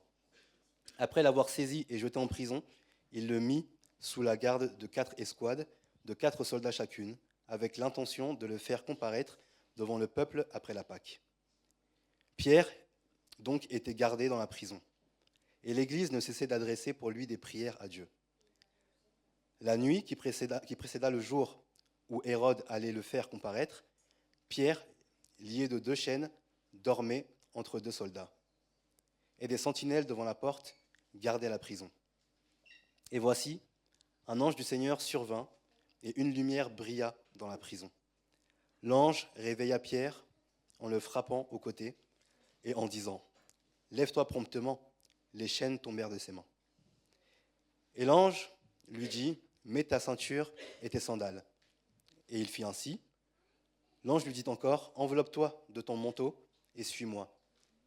Pierre sortit et le suivit, ne sachant pas que ce qui se faisait par l'ange fut réel et s'imaginant avoir une vision. Lorsqu'ils eurent passé la première garde, puis la seconde, ils arrivèrent à la porte de fer qui mène à la ville et qui s'ouvrit d'elle-même devant eux. Ils sortirent et s'avancèrent dans une rue. Aussitôt, l'ange quitta Pierre. Revenu à lui-même, Pierre dit « Je vois maintenant d'une manière certaine que le Seigneur a envoyé son ange et qu'il m'a délivré de la main d'Hérode et de tout ce que le peuple juif attendait. » Après avoir réfléchi, il se dirigea vers la maison de Marie, mère de Jean, surnommée Marc, où beaucoup de personnes étaient réunies et priaient. Il frappa à la porte du vestibule et une servante nommée Rhoda s'approcha pour écouter. Elle reconnut la voix de Pierre et dans sa joie, au lieu d'ouvrir, elle courut annoncer que Pierre était devant la porte. Ils lui dirent « Tu es folle !» Mais elle affirma que la chose était ainsi. Et ils dirent « C'est son ange !» Cependant, Pierre continua à frapper. Ils ouvrirent et ils furent étonnés de le voir. Alors pourquoi j'ai fait un peu cette longue lecture? C'est pour que tout le monde puisse avoir le contexte. Dans ce contexte, on a donc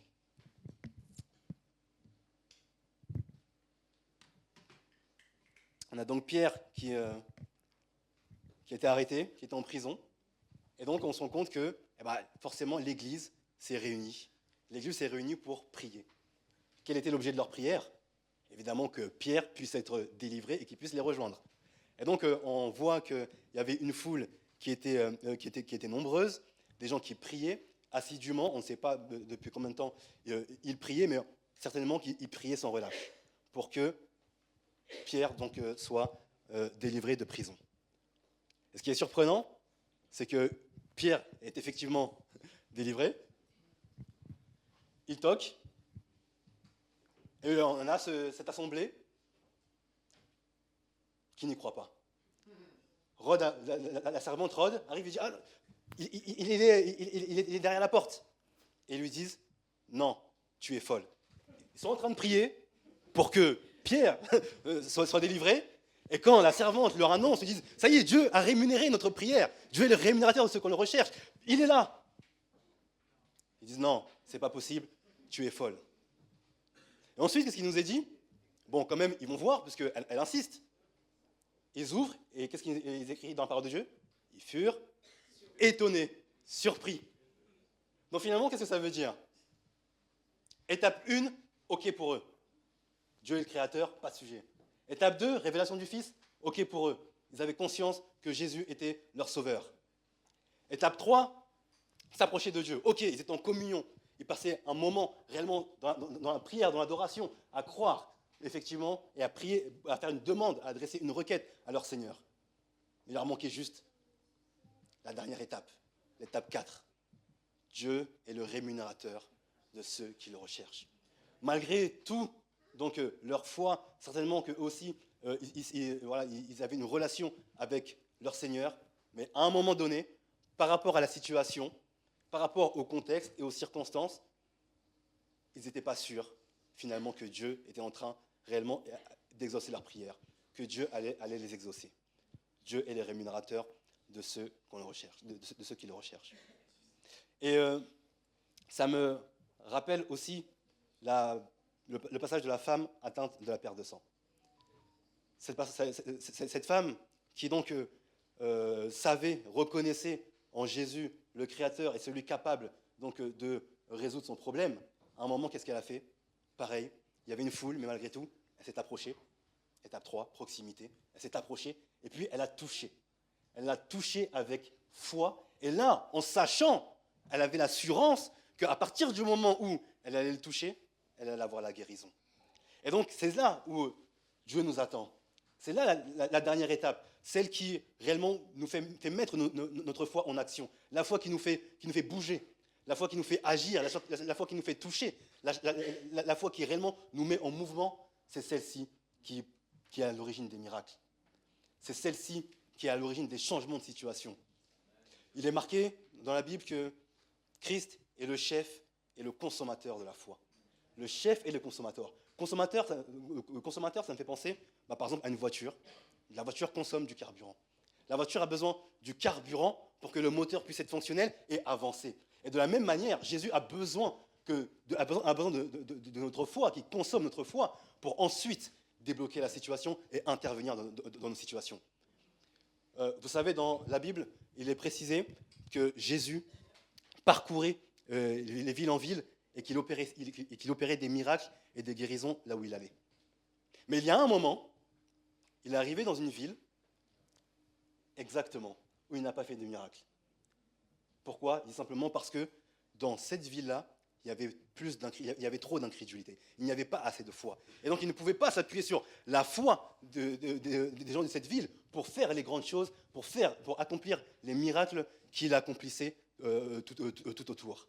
Et donc, c'est ça, Christ est le consommateur de notre foi, a besoin aussi de notre foi et que notre foi soit mise en action pour ensuite débloquer les situations et faire descendre la grâce qu'il a prévue pour nous.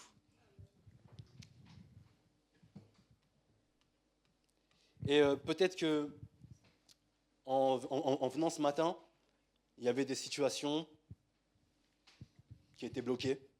Du moins, tu penses qu'elles sont bloquées. Peut-être que depuis des années et des années, tu pries pour cette situation. Peut-être que tu as tout essayé, les moyens humains, et que tu te dis, finalement, j'abandonne, je laisse, je sais que voilà, ça, je n'y peux rien. Et réellement, ce que j'aimerais te dire ce matin, ce que j'aimerais partager, c'est que Dieu est capable de faire bien au-delà de ce que tu penses. Dieu n'a pas de limite. Dieu a simplement besoin d'une chose, c'est que tu mets du carburant. Dieu est le consommateur de ta foi. Il a besoin que tu continues et que tu pries avec foi, et Dieu répond à la foi de ses enfants. C'est par la foi que nous sommes sauvés, c'est par la foi que nous passons de la mort à la vie, c'est par la foi que nous sommes déjà aujourd'hui assis dans les lieux célestes auprès du Père.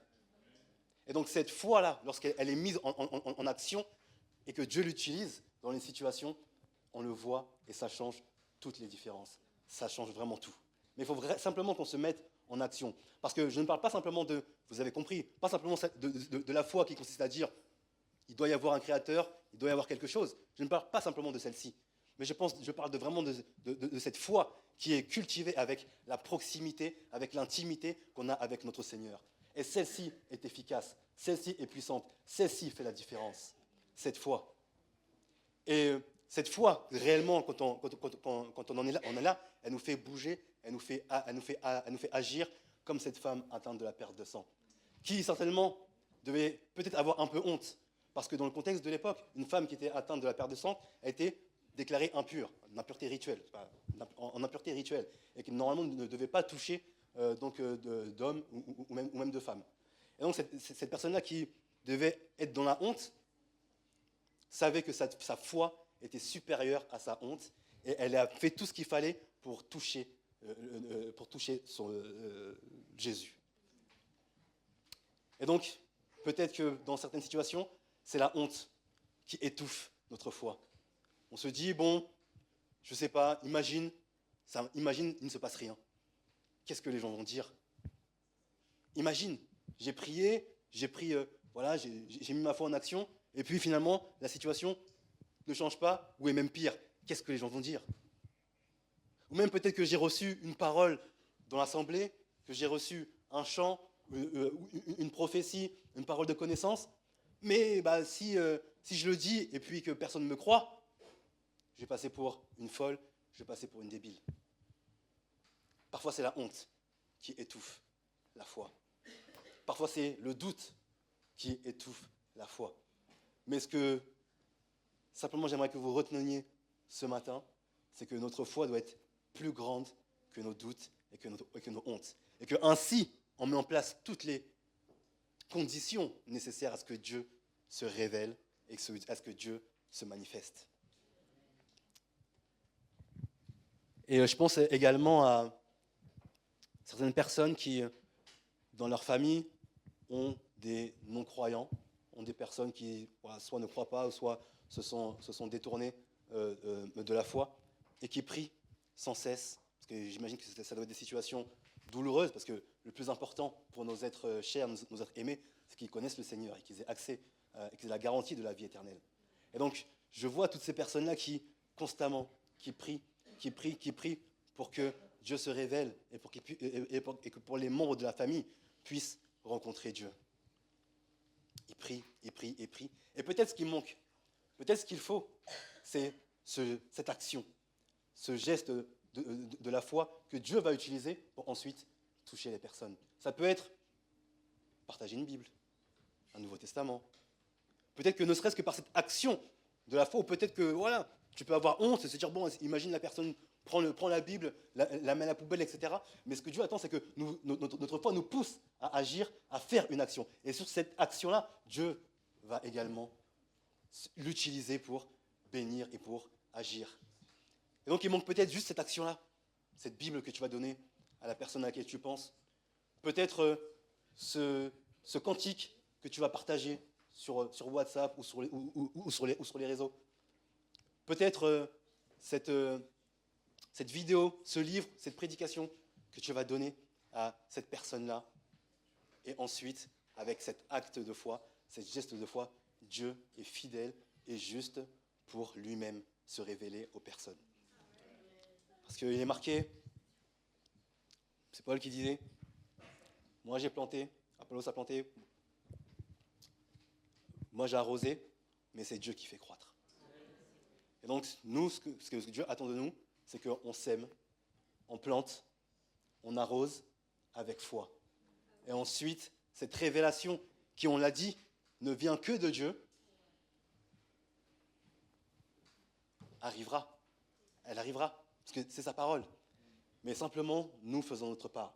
Il ne faut pas qu'on pense que la foi, c'est simplement sur le plan intellectuel, que c'est simplement sur le plan conceptuel, mais cette foi, elle doit nous pousser au quotidien à poser des actions de foi, à les poser. Est-ce que nous posons des actes de foi ou nous sommes des chrétiens conceptuels, des chrétiens intellectuels? Augmente notre foi. Les 4 étapes. Et réellement, si tu es encore sur la première étape à te demander est-ce qu'il y a un Dieu, à te poser la question, eh ben, j'aimerais réellement que, peu importe quand, mais qu'on puisse prier pour toi. On puisse prier pour toi pour que le Seigneur puisse se révéler à toi, ouvrir ton esprit, te toucher dans l'intérieur de ton cœur. Non pas sur le plan intellectuel, non pas sur le plan humain, mais que cette conviction qui est la source et le sceau du Saint-Esprit, mais puisse réellement venir dans ta vie. Et si tu en es à l'étape où tu connais déjà le Seigneur, que tu as eu la révélation de notre Seigneur, mais que tu n'as pas encore réellement d'intimité, de proximité avec Dieu, eh ben, pareil, aussi, on pourra prier pour toi afin que réellement tu comprennes ce que Dieu attend de nous, la proximité, la croissance que Dieu attend de nous et que nous soyons réellement de plus en plus proches de notre Seigneur. Et donc, si dans ce cas-là, peut-être que voilà, tu peux avoir du mal, effectivement, à lire la Bible, à prier, etc., mais si tu veux grandir dans cette relation avec le Seigneur, je t'inviterai aussi à venir afin qu'on prie pour toi.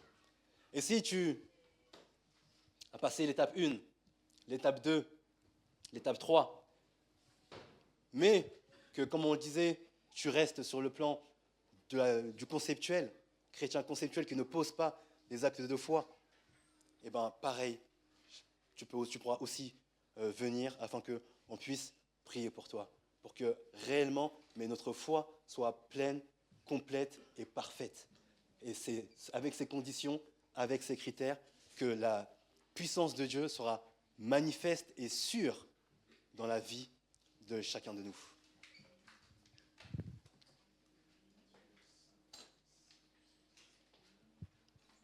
Bon, du coup, je n'ai pas passé les slides, mais...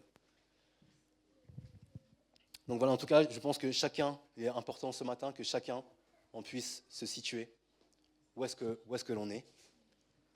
Quel palier on a à franchir? Quelle marche on a à franchir? Et réellement demander à Dieu de nous faire grandir dans sa connaissance, grandir dans sa proximité.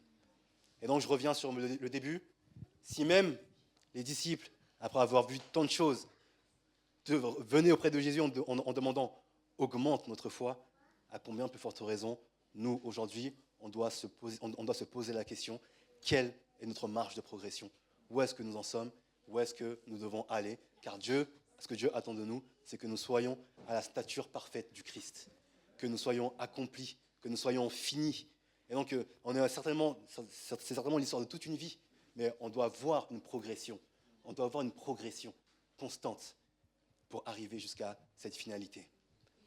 Et donc, j'aimerais réellement prier, on peut baisser nos têtes dans la présence du Seigneur.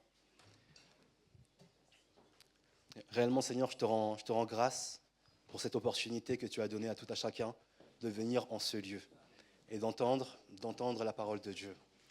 Père éternel, encore ce matin, je te prie pour la foi, car toi-même tu disais que le diable cherchait à vous cribler comme du froment en parlant des disciples, mais tu disais, j'ai prié pour vous afin que votre foi ne défaille pas.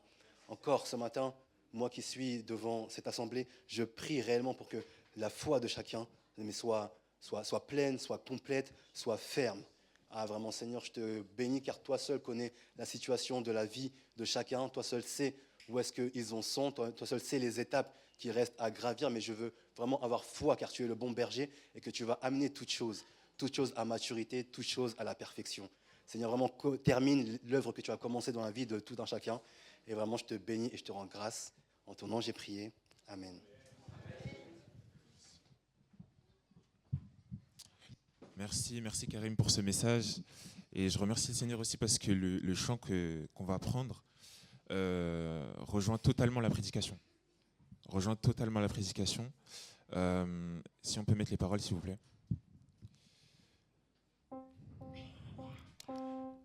Voilà, ce chant dit « Christ est ma seule fondation, le rocher de ma vie. Quand tout autour de moi est détruit, en lui est mon appui. Car j'ai mis ma foi en Jésus. Il ne m'abandonne pas. Sa parole est solide et sûre. Il ne faillira jamais. » Amen. Est-ce qu'on peut se lever pour prendre ce nouveau chant? Peut-être si vous voulez juste écouter les paroles, vous pouvez juste écouter les paroles et vous associer à cela parce que c'est vraiment une proclamation. Une proclamation que Christ est notre seule fondation. Amen.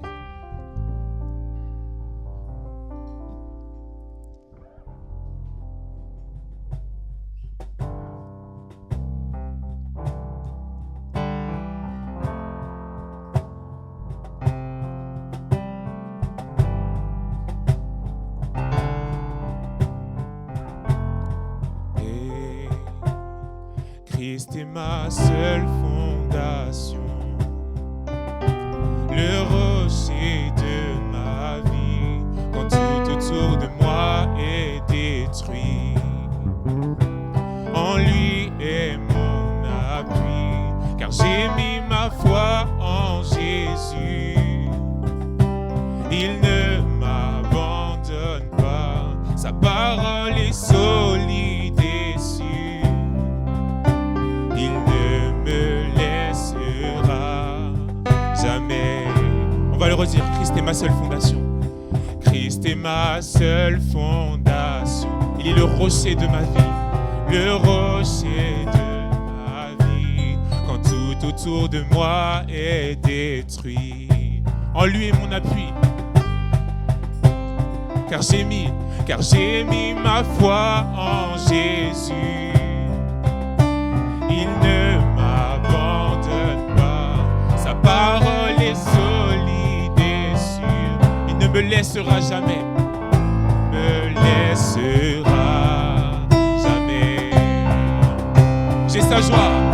J'ai sa joie dans le chaos. J'ai sa paix qui me soutient. Je peux déposer mon fardeau, car il me tient. Et j'ai bâti ma vie sur Jésus. Il ne m'abandonne pas, sa parole est solide et sûre. Il ne me laissera jamais, jamais, jamais, jamais.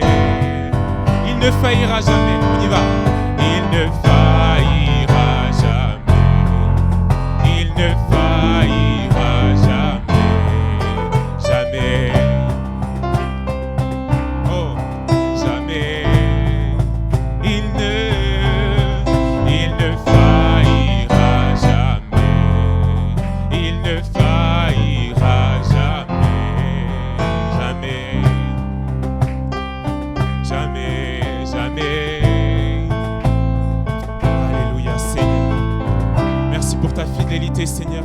Merci parce que tu es notre rocher. Et nous mettons notre foi en toi, Seigneur. Parce que ta parole est solide et sûre. Alléluia. On va déclarer le vent, la pluie. Le vent, la pluie déferle sur ma vie. Mais j'ai bâti ma maison sur Jésus-Christ. Le vent, la pluie déferle sur ma vie. Mais j'ai bâti ma maison sur Jésus.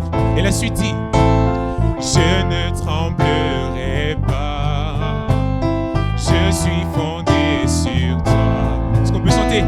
Je ne tremblerai pas, j'ai bâti ma vie sur toi. Je ne tremblerai, car je suis fondé sur toi. Je suis fondé sur toi. J'ai mis ma foi en toi, Seigneur, je ne tremblerai pas. J'ai bâti ma vie, il ne faillira jamais. Il ne faillira jamais. Il ne faillira jamais. Encore. Il ne faillira jamais. Voilà mon assurance. Il ne faillira jamais. Encore. Il ne faillira jamais. Il ne faillira jamais.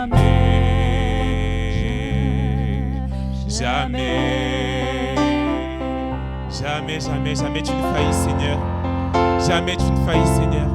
Est-ce qu'on peut acclamer Dieu parce que jamais il ne faillit? Voilà notre assurance. Il est notre rocher. Dieu nous parle ce matin. Rappelons-nous de ce que Dieu nous dit. Dieu nous a parlé de l'amour. Dieu nous a parlé de la foi. Dieu nous a parlé de la fidélité. Rappelons-nous de cela. Parce que tout cela nous parle chacun d'entre nous. Amen. Alors je vais laisser place aux annonces.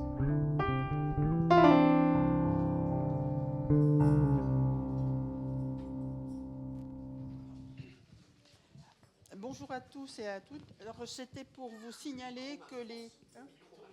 pardon. Oui, ça y est? Oui, c'est bon. Bon, c'est pour vous signaler que les catalogues pour le chocolat de Noël sont là. Ils sont dehors sur la table haute. Et c'est jusqu'au 20 novembre, mais je récupère les bons de commande le dimanche. Donc, si vous voulez faire une commande, mais il faut mettre le règlement avec. Voilà. Et ça sera livré, les paiements se feront quand vous serez livré. Et la livraison se fera début décembre. Voilà. C'est tout. Merci. Hein? Donc, juste vous rappeler que les règlements sont à faire à l'ordre d'à cœur ouvert. Tous les chèques, s'il vous plaît. Donc, on poursuit nos annonces. Donc, prochainement, nous allons avoir une préparation de nos nouveaux membres. Donc, comme vous avez déjà commencé à le faire, continuez à venir m'indiquer que vous souhaitez devenir membre pour suivre la préparation. Et on vous indiquera après la procédure pour cette préparation. Donc, malheureusement, bientôt nous aurons Halloween. Voilà, c'est dans le calendrier, c'est comme ça. Alors, nous vous proposons cette année, comme l'année dernière, d'offrir aux personnes qui viendront sonner à votre porte, donc la version manga Le Messie avec 64 pages. Donc, comme l'année dernière, chaque famille pourra prendre 5 exemplaires, donc vous pourrez les offrir lorsqu'on va sonner. Donc, c'est une façon d'évangéliser, une façon d'apporter de l'espérance dans cette noirceur, dans ces ténèbres, et de dire qu'il y a une lumière, il y a quelque chose qui est beau, qui est lumineux et qui sauve. C'est Jésus-Christ. Donc, juste à la fin du culte, vous pourrez en prendre 5 par famille, s'il vous plaît. Cette semaine, nous continuons le ménage, donc par famille ou par équipe. Et cette semaine, c'est la famille Ako. La semaine prochaine, nous nous voyons le mardi à 20h pour l'école du serviteur. La thématique, c'est connaître notre identité en Jésus. Ça change tout. Vous avez eu une petite vidéo avec Philippe qui faisait de grands sourires que je vous ai envoyé cette semaine, qui vous expliquait vraiment la thématique, qu'est-ce que nous allons voir. Et voilà, et l'importance d'être ensemble encore durant toutes ces semaines pour l'école du serviteur. Dimanche, nous aurons notre culte ensemble à 10h30 et la prédication sera apportée par Jean-Yves. À la fin du culte, nous avons notre temps de collation. Donc c'est le temps de prendre des nouvelles, rester un peu pour être ensemble et savoir comment s'est passée la semaine, comment on va. Et voilà. Donc prenons ce temps de nous arrêter pour ce temps de collation. Est-ce qu'on peut se lever pour clôturer le culte ?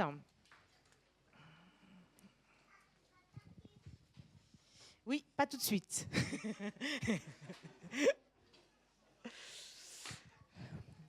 Merci Seigneur pour ce temps de culte, merci pour ce temps de rassemblement, ce temps de communion fraternelle.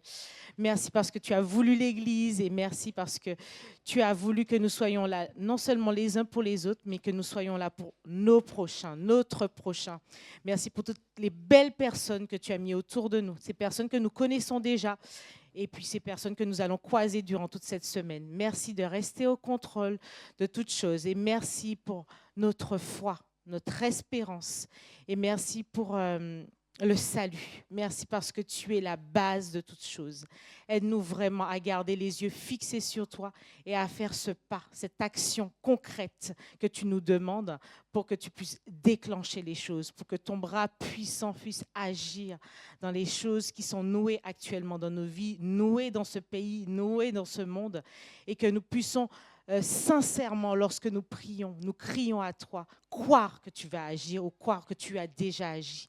Alors nous te prions, Jésus-Christ, que celui qui sauve, celui qui est l'auteur de toutes choses, Dieu le Créateur, d'agir concrètement dans les situations que nous pensons impossibles et que nous te laissions divinement faire ton œuvre. Merci Saint-Esprit de guider nos cœurs et de nous donner la force toujours de croire, d'avancer et de persévérer. Sois élevé, magnifié, glorifié en ton nom. Amen. Bonne semaine, restez bénis.